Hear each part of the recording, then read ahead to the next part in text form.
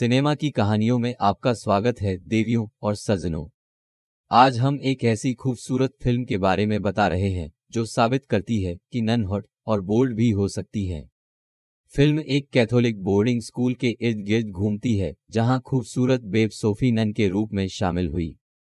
Film का नाम बाद में वीडियो में बताया जाएगा, तो हमारे साथ अंत तक बने रहें। फिल्म की शुरुआत में हम जेसन ब्रैडी को देखते हैं। वह एक अच्छे गायक हैं और अपने म्यूजिक वीडियो शूट करते हैं। वीडियो पृष्ठभूमि में चल रहा है जबकि सोफिया कपड़े पहन रही है क्योंकि वह हाल ही में एक नन के रूप में बोर्डिंग स्कूल में शामिल हुई थी। आगे हम जेसन को गर्मी की छुट्टियों के बाद अपने परिवार के साथ बोर्डिंग स्कूल में आते हुए देखते हैं। उसकी बहन जो अपने भाई की सहेली सारा को फिर से स्कूल में देखकर खुश नहीं है। जेसन के पिता उसे स्कूल में अच्छा व्यवहार करने के लिए कहते हैं। अगर उसके बारे में एक भी शिकायत आती है तो वह उसे चेतावनी देता है। वह स्कूल आएगा और उसका सामना करेगा। सिस्टर रेबेका उनका अभिवादन करने आती है। जेसन माता पिता को छोड़कर चला जाता है। आगे हम बहन रेबेका को पहली बार बहन सोफिया से मिलते हुए देखते हैं। वे सोफिया के पिछले शिक्षण अनुभव और बच्चों को पढ़ाने के शब्दों के बारे में बात करते हैं। ईश्वर। फिर रेबेका उनसे कहती है, यहाँ किसी भी तरह के मेकअप की इजाजत नहीं है, इसलिए वह तुरंत अपनी लिपस्टिक हटा देती है। बाहर रेबेका उसे नियम बताती है। वह उसे लड़कों और लड़कियों को जितना हो सके अलग रखने के लिए कहती है। सिस्टर रेबेका ने सोफिया को जेसन से मिलवाया और कहा कि वह एक अच्छा संगीतकार है और यहाँ लगभग एक सेलिब्रिटी की तरह है। सिस्टर सोफिया ने उन्हें एक मुस्कान दी। जेसन परेशान है क्योंकि उसका परिवार उससे परेशान है।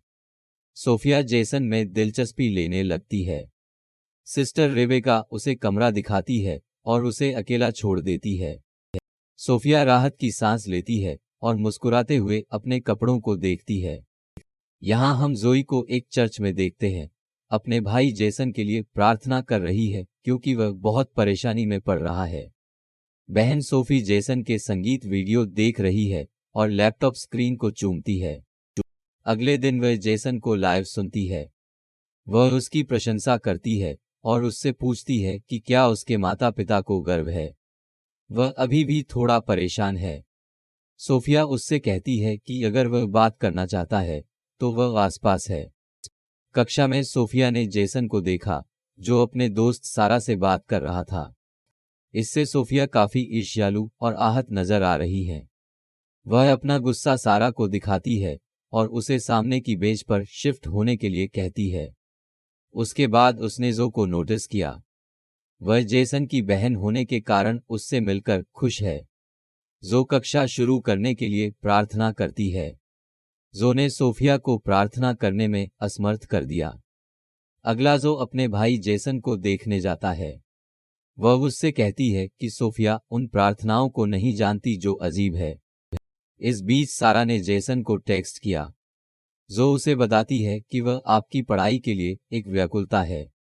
दोनों में थोड़ी बहस होती है और जेसन गुस्से में निकल जाता है। सोफिया उसका पीछा करती है और उसे शांत करती है। वह पूछती है कि क्या सारा उसकी प्रेमिका है। उसे पता चलता है कि जेसन अकेला है और राहत महसूस करता है। सोफिया का व्यवहार अजीब है क्योंकि वह जेसन की ओर आकर्षित है और एक साइको की तरह काम कर रही है। सारा जेसन के पास जाती है और उसके साथ फ्लर्ट करती है। थोड़ी देर बाद सोफिया ने उसे रंगे हाथ पकड़ लिया। वह जेसन को जाकर सारा से भिड़ने के लिए कहती है। सारा कहती है कि उनके पिता सचमुच इस स्कूल के लिए भुगतान करते हैं। सोफिया उसे बताती है कि उसे परवाह नहीं है कि उसके पिता कौन हैं। जेसन से हर कीमत पर दूर रहें। उसके जाने के बाद सोफिया ने गुस्से में अपने हाथ को सूली पर चढ़ा दिया। क्लास खत्म होने के बाद सोफिया क्लास के बाद जेसन को उसके कमरे में मिलने के लिए कहती है। वह उसके लिए पहले से तैयारी करती है। जैसे ही वह उसके कमरे की ओर बढ़ा, उसने निर्भीकता से कपड़े पहने और कानों में ईयरफोन लगा लिया। वह कमरा भी खोल देती है। जेसन के आते ही वह अपने हाथों में तेल मलने लगती है। वह ये सब एक बड़े झटके से देखता है, फिर वह अपने कमरे में वापस चला जाता है। जेसन रात को सो नहीं सकता क्योंकि वह सोफिया के बारे में कल्पना और कल्पना कर रहा है। अगली सुबह सोफिया जेसन से पूछती है कि वह क्यों नहीं आया। वह कहता है कि मैं भूल गया, मुझे क्षमा करें। फिर जेसन की माँ दोनों को वीकेंड के लिए लेने आती है। सारा जेसन से कहती है कि जब भी वह फ्री हो तो उससे मिले। सोफिया तुरंत एक योजना बनाती है और बहन रेबेका से कहती है कि उसे बाहर जाने की जरूरत है क्योंकि उसकी चाची मृत्युशैया पर है। घर पर जेसन अपने पिता के साथ बहस करता है क्योंकि वह अपने संगीत पर ध्यान केंद्रित करने के लिए 1 साल की छुट्टी लेना चाहता है। पापा चाहते हैं कि वह पढ़ाई करे। देर रात जेसन बाहर गाता है जबकि सोफिया उसे सुनती है। इस बीच जेसन को सारा का फोन आता है, लेकिन वह उसे छुट्टी के बाद स्कूल में मिलने के लिए कहता है। सोफिया कार में वापस जाती है और गुस्से में चिल्लाती है। वह शराब पीती है और सारा के बारे में सोचती है। फिर वह वापस स्कूल लौटती है और लड़कियों के भवन में प्रवेश करती है। सिस्टर रेबेका को शक होता है और वह उसका पीछा करती है। सोफिया सारा की किताब लेती है और ड्रग्स अंदर डालती है। जब वह बाहर निकलती है तो बहन रेबेका उससे पूछती है कि वह यहाँ क्या कर रही है। वह कहती है कि उसने सरसराहट की आवाज सुनी। जो अंदर से सब कुछ सुनता है। अगली सुबह प्रार्थना के बाद जैसे ही सारा ने अपनी किताब खोली, उसे अंदर मारिजुआना मिला। सोफिया उससे कहती है कि अब तुम बहुत बड़ी मुसीबत में हो। सिस्टर रेबेका ने अपने माता पिता से बात की और उन्हें निलंबित कर दिया। सोफिया उसे स्कूल का निरीक्षण करने के लिए कहती है क्योंकि अपराधी और भी हो सकते हैं। जैसे ही वे जेसन के कमरे का निरीक्षण करने जाते हैं, उन्हें विस्की की बोतल मिलती है जिसे सोफिया ने खुद लगाया था। जैसा कि वे उसके माता पिता को बताने वाले हैं, सोफिया उनसे उसे दूसरा मौका देने का अनुरोध करती है, केवल अगर वह इस सप्ताह के अंत में स्कूल में रहे और उसे यहाँ काम करने में मदद करे। आगे हम उसे जेसन की तस्वीरें देखते हुए और अतीत को याद करते हुए देखते हैं। यहाँ हमें पता चला कि वह सिस्टर सोफिया नहीं है। सिस्टर सोफिया को स्कूल जाना था, लेकिन उसने पहले ही उसे मार डाला और स्कूल में उसकी जगह ले ली। अगली सुबह जेसन फूल कर रहा है और सोफिया उसकी मदद के लिए आती है। जो उस पर नजर रखने के लिए वहां है क्योंकि वह जानती है कि कुछ सही नहीं है। उस रात वह चुपके से जेसन के पास जाती है, वीडियो बनाने के लिए अपना फोन रखती है, कपड़े उतारती है और जेसन को बताती है कि वह उसे पसंद करती है। जेसन सहज नहीं है, लेकिन वह जोर देती है और चीजें उसकी योजना के अनुसार होती हैं। अगली सुबह वह उसके पास आती है और उससे कहती है कि वह किसी से कुछ न कहे, खासकर उसकी बहन से। आगे वह जो को पकड़ने की योजना बनाती है। वह उत्तर कुंजी को खुला छोड़ देती है और उसे कॉल करती है। जैसे ही वह कमरे में जाती है, वह उसे रंगे हाथों पकड़ लेती है। वह उसे रेबेका के पास ले जाती है और उससे निलंबन की मांग करती है। लेकिन जो एक मेधावी छात्र है, रेबेका सोफिया से असहमत है। जो रेबेका को बताती है कि वह अलग और अजीब है। यहाँ जेसन कबूल कर रहा है और भगवान से क्षमा मांग रहा है। लेकिन सोफिया अंदर आ जाती है और जो चाहती है वो करने लगती है।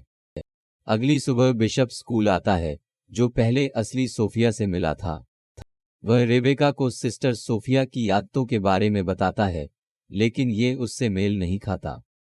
वह बिशप से बचने के लिए कहती है क्योंकि वह सिस्टर सोफिया को उससे मिलने के लिए बुलाना चाहती है।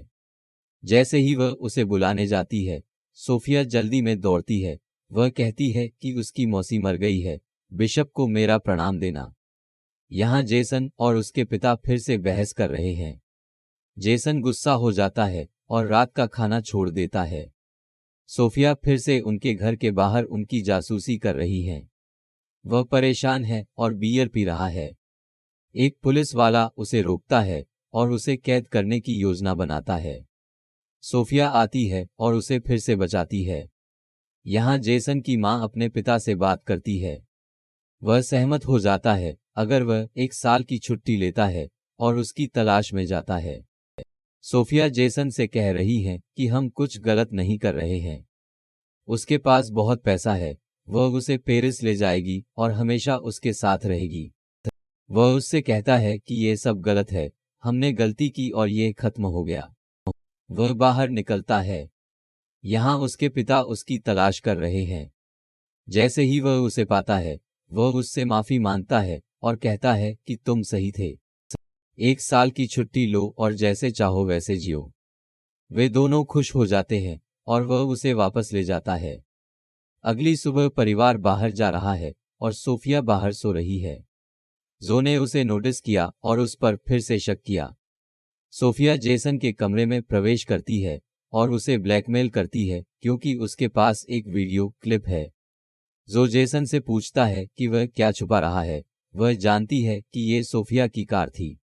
सारा के फिर से स्कूल में शामिल होते ही सोफिया गुस्से में है। जेसन भी उससे दूर रह रहा है। जैसे ही सारा नहाने जाती है, सोफिया बाथरूम में घुस जाती है और उसके सिर पर बुरी तरह से वार करती है। जो बाथरूम में जाता है और उसे मृत पाता है। जेसन और जो दोनों को सोफिया पर उसकी हत्या का शक है। जेसन जो को सब कुछ बताता है। वह ये पहले से ही जानती थी और जेसन को वापस लड़ने के लिए कहती है। वे दोनों उसके खिलाफ सबूत इकट्ठा करने के लिए सहमत हैं। अगली सुबह सोफिया जेसन का गाना सुनती है जबकि रेबेका उसे रोकती है। वह उसे कार्यालय ले जाती है जबकि जेसन और जो चुपके से उसके कमरे में चले जाते हैं। रेबेका उससे पूछती है कि वह झूठ क्यों बोल रही है। वह पुलिस को बुलाने की कोशिश करती है लेकिन सोफिया ने उसे घायल कर दिया। जेसन और जो को पता चलता है कि वह लॉरा पैटरसन है। वे उसका लैपटॉप ले लेते हैं और रेबेका को खोजने की कोशिश करते हैं। सोफिया आती है और उन्हें रोकने की कोशिश करती है। फिर वह जो को मारती है। जैसे ही वह उसे मारने वाली थी, रेबेका ने उसे पकड़ लिया। वह फिर रेबेका को मारने के लिए आगे बढ़ती है लेकिन जेसन ने उसकी पीठ पर चाकू मार दिया। आगे हम देखते हैं कि दोनों स्नातक हैं। पिता ने जो को मां की कार और जेसन को एक बेहतरीन गिटार उपहार में दिया और ये एक सुखद अंत बन जाता है। ऐसी और फिल्मों के लिए चैनल को सब्सक्राइब करें। अपना ध्यान रखना।